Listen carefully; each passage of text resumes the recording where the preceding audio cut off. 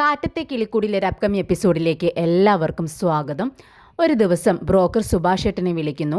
ഒരു പെൺകുട്ടിയുണ്ട്, നിനക്ക് എപ്പോഴാണ് കാണാൻ പോകാൻ സൗകര്യപ്പെടുക എന്ന് ചോദിക്കുകയാണ്.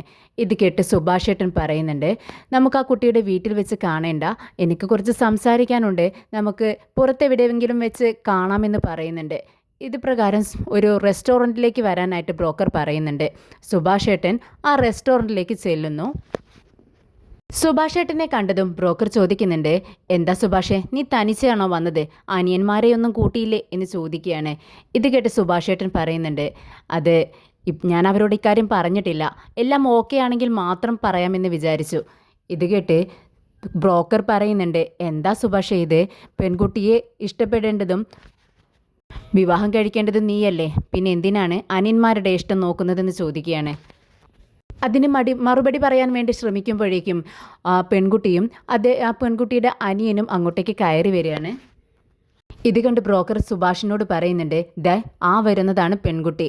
അപ്പോഴേക്കും ആ കുട്ടി അവിടെ വന്ന് ആ ചെയറിൽ ഇരിക്കുകയാണ്.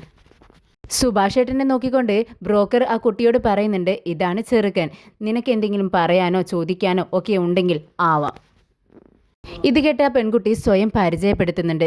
എന്നിട്ട് സുഭാഷ് ഏട്ടനോട് പറയുന്നുണ്ട്, എൻ്റെ പാസ്റ്റെല്ലാം നിങ്ങളോട് ഇവർ പറഞ്ഞിട്ടുണ്ടോ, എനിക്ക് നിങ്ങളോട് കുറച്ച് സംസാരിക്കാനുണ്ടായിരുന്നു, അതിനു വേണ്ടിയാണ് ഇവിടെ വെച്ച് കാണാമെന്ന് നിങ്ങൾ പറഞ്ഞപ്പോൾ ഞാൻ ഓക്കെ എന്ന് പറഞ്ഞത്.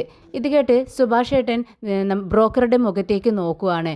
ഉടനെ ബ്രോക്കർ പറയുന്നുണ്ട്, അതെ, നിങ്ങൾ പറഞ്ഞ കാര്യങ്ങളെല്ലാം ഞാൻ ഇവരോട് പറഞ്ഞിട്ടുണ്ട്, ഇവനെല്ലാ കാര്യങ്ങളും അറിയാം.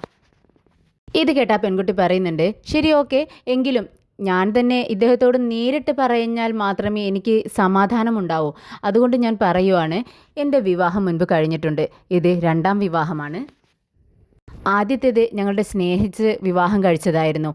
5 വർഷത്തോളം ഞങ്ങൾ ഒരുമിച്ച് ജീവിച്ചു. പക്ഷേ അതിനിടയിൽ ഒരുപാട് വഴക്കുകളും ഞങ്ങൾ തമ്മിൽ ഒരുമിച്ച് പോകാൻ സാധിക്കില്ല എന്നൊരവസ്ഥ വന്നപ്പോൾ ഞങ്ങൾ പിരിയാമെന്ന് ഉറപ്പിച്ചു. ഇപ്പോൾ ഞങ്ങൾ പിരിഞ്ഞ് 2 വർഷമായി ഞാൻ എൻ്റെ വീട്ടിലാണ്. പക്ഷെ ഞങ്ങൾ ഡൈവോഴ്സ് ആയിട്ടില്ല. ഡൈവോഴ്സിന് വേണ്ടി ശ്രമിക്കുമ്പോൾ അവന് ഞാനില്ലാതെ ജീവിക്കാൻ കഴിയില്ല എന്നും പറഞ്ഞുകൊണ്ട് ഡൈവോഴ്സിന് അവൻ സമ്മതിച്ചിരുന്നില്ല. പക്ഷേ ഇപ്പോൾ ഓക്കെ പറയുന്നുണ്ട്. അതുകൊണ്ട് തന്നെ അവൻ ഡൈവോഴ്സ് ആയതിനു ശേഷം ഉടനെ തന്നെ ഞാൻ എൻ്റെ വിവാഹം നടത്താമെന്ന് വിചാരിക്കുന്നത്. അവൻ അറിയണം, അവനില്ലാതെയും എനിക്ക് ജീവിക്കാൻ കഴിയുമെന്ന് അവനെ പ്രൂവ് ചെയ്യണം. അതിനു വേണ്ടിയാണ് ഞാൻ ശ്രമിക്കുന്നത്. അവനും രണ്ടാം വിവാഹത്തിനായി ശ്രമിക്കുന്നുണ്ട്. പക്ഷേ അവൻ്റെ വിവാഹം നടക്കുന്നതിന് മുൻപ് എൻ്റെ വിവാഹം നടക്കണമെന്ന് എനിക്ക് വാശിയുണ്ട് എന്നൊക്കെ പറയുമ്പോൾ സുഭാഷ് ഏട്ടൻ വളരെ അത്ഭുതത്തോടു കൂടി ആ പെൺകുട്ടിയുടെ മുഖത്തേക്ക് അങ്ങനെ നോക്കുകയാണ്. ഞാൻ പറഞ്ഞതൊക്കെ നിങ്ങൾക്ക് മനസ്സിലായോ? ഇത് കേട്ടിട്ട് നിങ്ങൾക്ക് ഓക്കെ എന്ന് തോന്നുന്നുണ്ടോ എന്ന് ചോദിക്കുമ്പോൾ സുഭാഷ് ഏട്ടൻ വളരെ നിസ്സാരമായി തന്നെ, വളരെ ലാഘവത്തോടു കൂടി തന്നെ, അതിനെന്താ കുഴപ്പം, എനിക്ക് ഓക്കെ ആണ് എന്ന് പറയുന്നുണ്ട്. വീണ്ടും ആ പെൺകുട്ടി ചോദിക്കുന്നുണ്ട്, നിങ്ങൾക്ക് എന്നോടൊന്നും ചോദിക്കാനില്ലേ? ഇത് കേട്ട് സുഭാഷ് ഏട്ടൻ പറയുന്നുണ്ട്, ഞാൻ എന്ത് ചോദിക്കാനാണ്, എനിക്കൊന്നും ചോദിക്കാനില്ല, നിങ്ങൾ പറഞ്ഞ കാര്യങ്ങളെല്ലാം ബ്രോക്കർ എന്നോട് പറഞ്ഞിട്ടുണ്ടായിരുന്നു.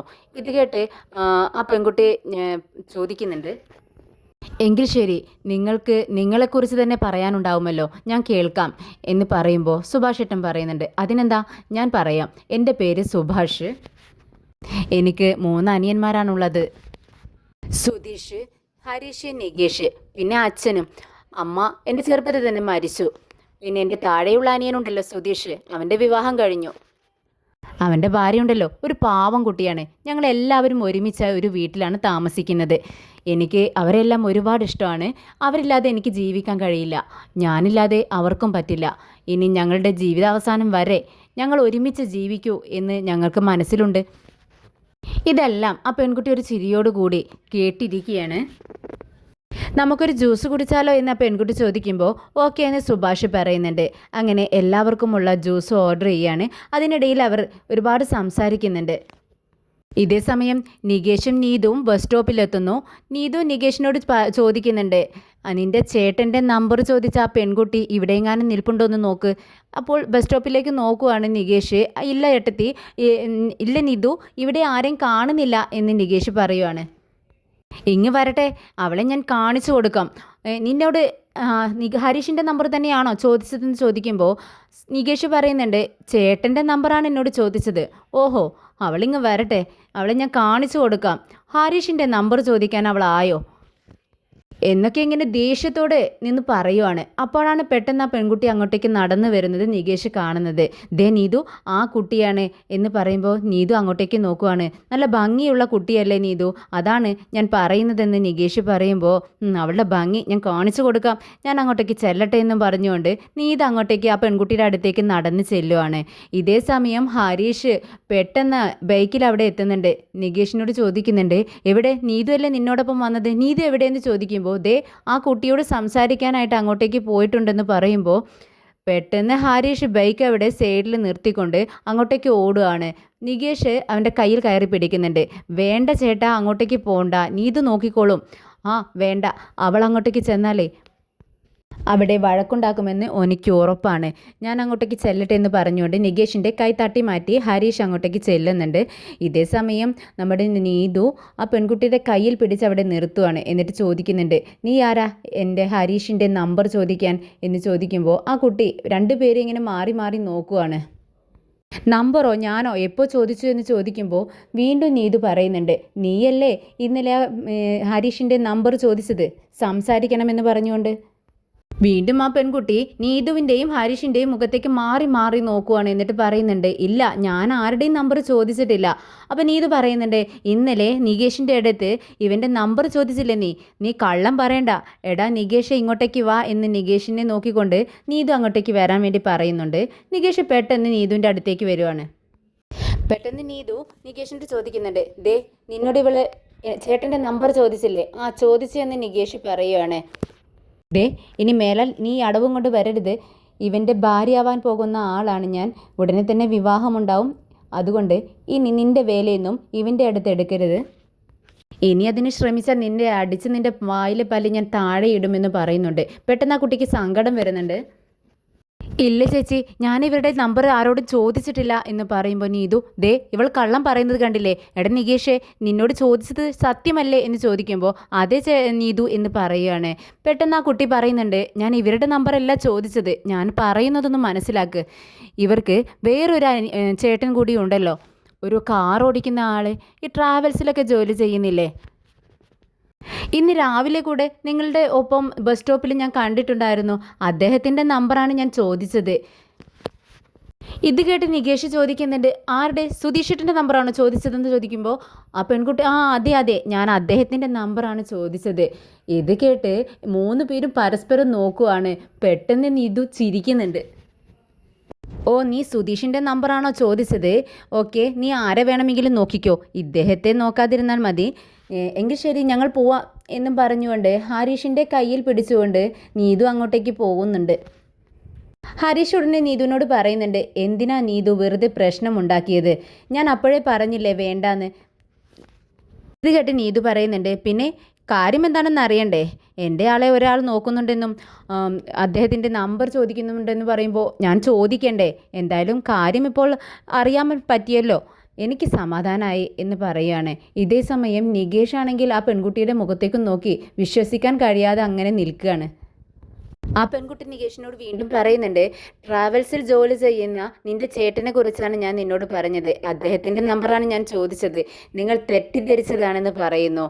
ഇത് കേട്ട് ഒന്നും മിണ്ടാതെ നികേഷ് അവിടെ നിന്നും പോവുകയാണ്. അങ്ങനെ ഹരീഷും നികേഷും കൂടെ വീട്ടിലേക്ക് വരുന്നുണ്ട്. നിധിയാണെങ്കിൽ അലക്കിക്കൊണ്ടുവന്ന തുണികളെല്ലാം മടക്കി വയ്ക്കുകയാണ്. ഇത് കണ്ട് നിധി ചോദിക്കുന്നുണ്ട് ഹരീഷിനോട്, എന്താ ഇതെല്ലാം ഞാൻ മാറ്റി വെക്കണോ, നിനക്ക് ഇവിടെ ഇരിക്കണോ എന്ന് ചോദിക്കുമ്പോൾ വേണ്ട ഏട്ടത്തി ഞാൻ അവിടെ ഇരുന്നോളാം എന്നും പറഞ്ഞുകൊണ്ട് മാറിയിരിക്കുകയാണ് ഹരീഷ്. എന്നാൽ നികേഷ് ഡ്രസ്സെല്ലാം ചേഞ്ച് ചെയ്ത് വന്ന് അവിടെ ഇരിക്കുമ്പോൾ എന്തോ ആലോചിച്ചുകൊണ്ടിരിക്കുകയാണ്. അവൻ്റെ മുഖത്ത് വളരെ വിഷമമുണ്ട്. പെട്ടെന്ന് സുധീഷ് അങ്ങോട്ടേക്ക് കയറി വരുന്നുണ്ട്.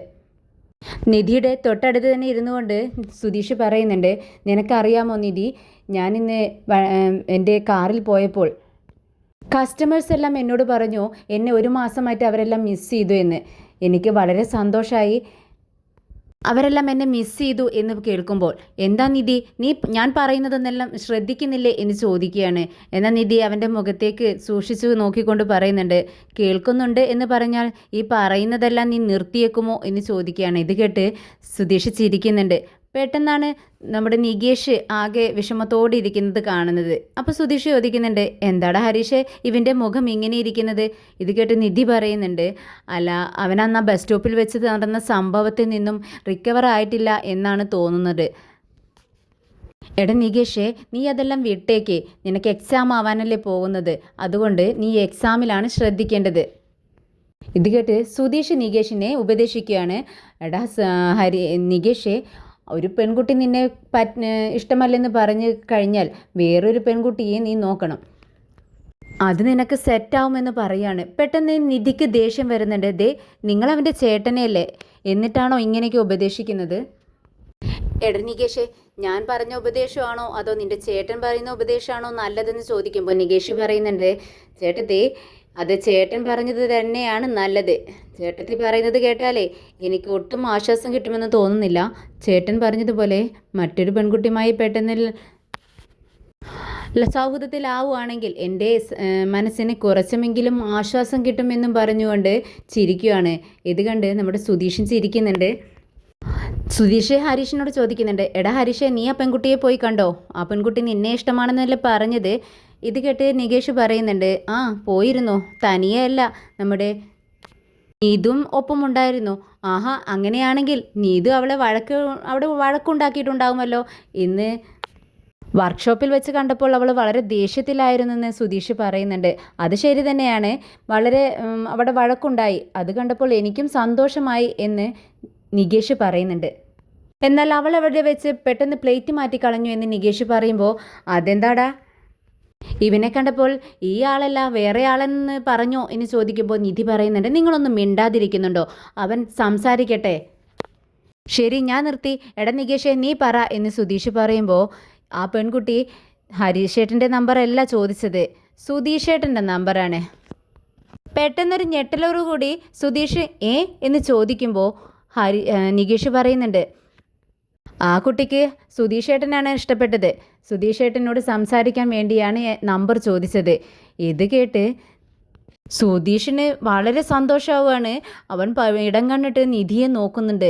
നിധിക്കാണെന്ന് ഇത് കേട്ടപ്പോൾ ഒരു കുശുമ്പ് പോലെ തോന്നുവാണ്. നിധിക്ക് ആകെ ദേഷ്യവും എന്തൊക്കെയും, നിധിയുടെ മുഖം ആകെ മാറുന്നുണ്ട്, ഒരു കുശുമ്പോട് കൂടി ഇങ്ങനെ ഇരിക്കുകയാണ്.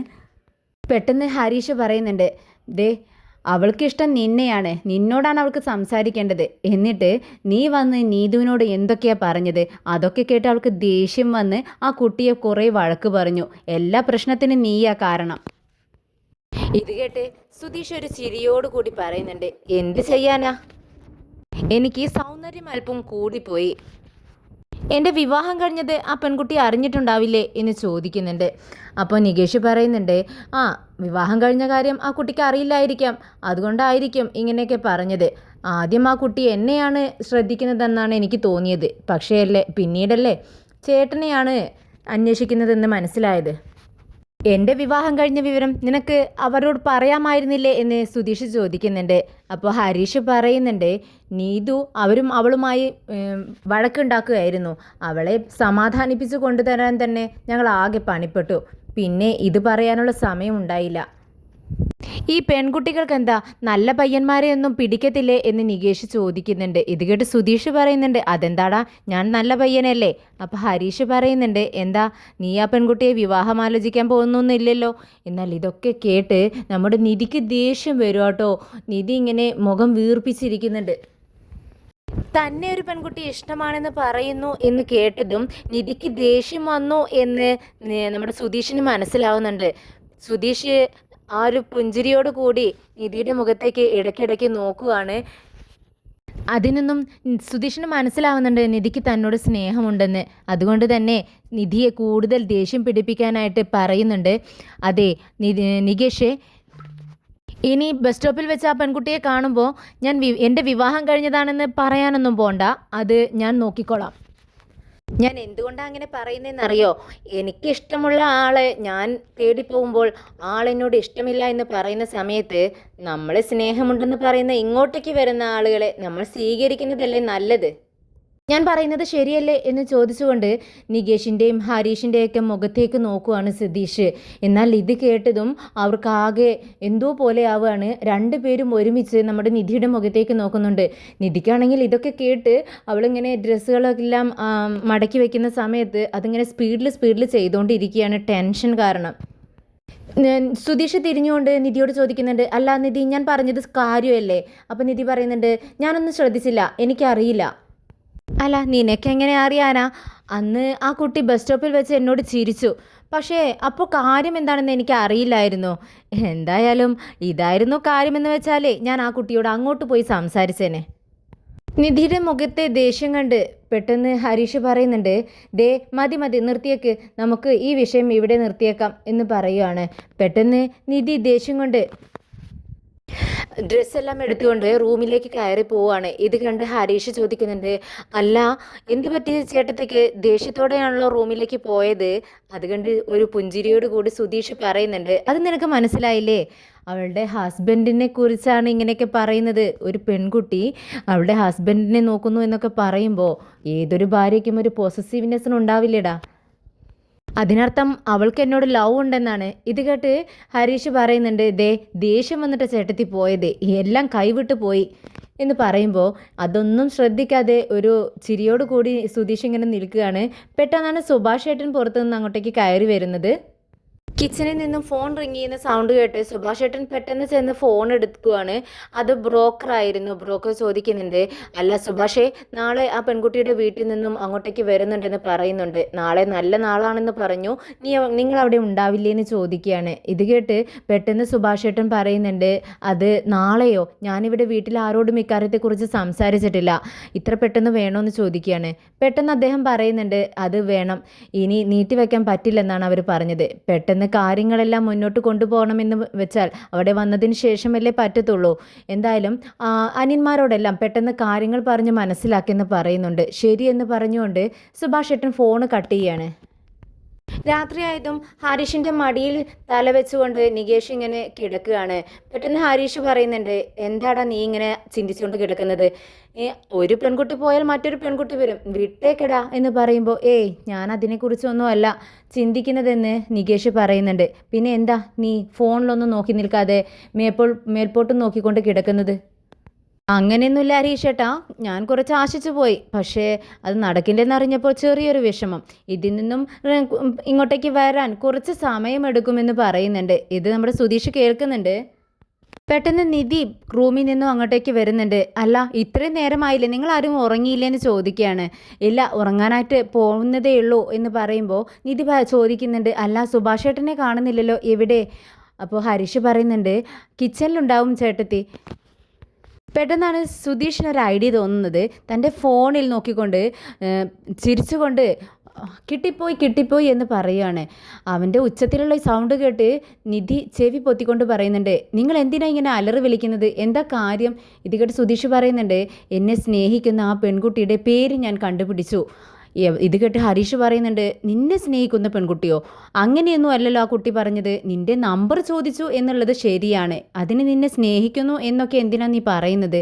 ഇത് കേട്ട് സുധീഷ് പറയുന്നുണ്ട്, എന്നെ സ്നേഹിക്കുന്നത് കൊണ്ട് തന്നെയാണ് ആ കുട്ടി എൻ്റെ നമ്പർ ചോദിച്ചത്, ഇതൊന്നും നിങ്ങൾക്കറിയില്ല, എനിക്ക് അറിയൂ എന്ന് പറയുന്നുണ്ട്. എന്നിട്ട് നികേഷിനോടായിട്ട് പറയാണ്, എടാ നികേഷേ, ആ കുട്ടിയുടെ പോക്കി ഗേളിൻ്റെ പേരെന്താണെന്നറിയാമോ? ഗായത്രി എന്നാണ്. ഇത് കേട്ട് നിധിക്ക് ദേഷ്യം വരുന്നുണ്ട്. നിങ്ങൾ എന്തൊക്കെയാണ് വിളിച്ച് പറയുന്നത്? കുറേ നേരമായി ഞാനിത് ശ്രദ്ധിക്കുന്നു. നേരം എത്രമായെന്ന് അറിയാമോ? കുറച്ച് സമയത്തിനുള്ളിൽ എല്ലാവരും കിടന്ന് ഉറങ്ങിയിട്ടില്ലെങ്കിൽ ആ ഫോണെല്ലാം ഞാൻ ഭിത്തിയിൽ വെച്ച് പൊട്ടിച്ച് കളയും എന്നും പറഞ്ഞുകൊണ്ട് ദേഷ്യത്തോടെ നിധി അകത്തേക്ക് കയറി പോവുകയാണ്. നിധി അകത്തേക്ക് പോയതും സുധീഷ് പറയുന്നുണ്ട്, കണ്ടോ എൻ്റെ ഭാര്യയുടെ ദേഷ്യം കണ്ടോ? അവൾ ഉള്ളിൽ എന്നോടുള്ള സ്നേഹം വെച്ച് പുറത്ത് എന്നെ ഇഷ്ടമില്ലാത്തതുപോലെ അഭിനയിക്കുകയാണ്. അതുകൊണ്ടാണ് വേറൊരു പെൺകുട്ടിക്ക് എന്നെ സ്നേഹമുണ്ടെന്ന് കേട്ടതും അവൾ എന്നോട് ഇങ്ങനെ ദേഷ്യപ്പെടുന്നത്. ഇത് കേട്ട് ഹരീഷ് പറയുന്നുണ്ട്, ഭാര്യ ദേഷ്യപ്പെട്ടു പോയിട്ടും ഇങ്ങനെയാണോ പറയുന്നത്?